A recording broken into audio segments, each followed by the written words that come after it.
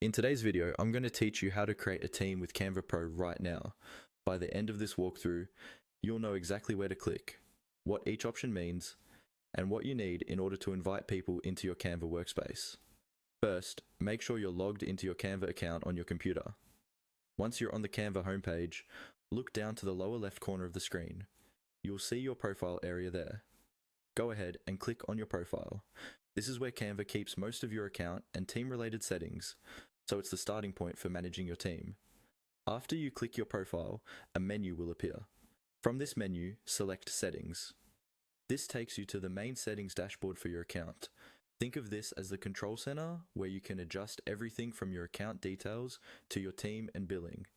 Inside the settings page, look for the option labeled People or anything that mentions inviting people.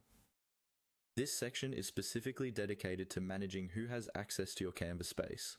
Click on People or the Invite People link you see there. This will bring you to the page where you can add new members to your team. On the People page, find and click the Invite People button. This is the main button that opens the invitation window. Once you click it, Canva will prompt you to enter the details of the people you want to bring into your team. You'll now see a field where you can type in email addresses. Carefully type in the email address of each person you want to invite to your Canva team. You can add multiple addresses by separating them with commas or spaces depending on what Canva allows in your interface. Take a moment to double check spelling so invitations go to the right place. Next, look for the option that says something like, "Will team members see my designs?" Click on this to review the sharing settings.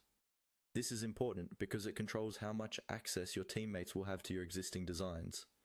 Use this section to decide whether new members can view or edit your current projects, or only see shared folders and designs you choose later. Finally, you may notice a message stating that you need to upgrade to invite people. This means that to actually create and manage a team, you must be on a Canva Pro or equivalent paid plan. If you see this, you'll need to upgrade your account before your invitations can be sent and your team can start collaborating inside Canva.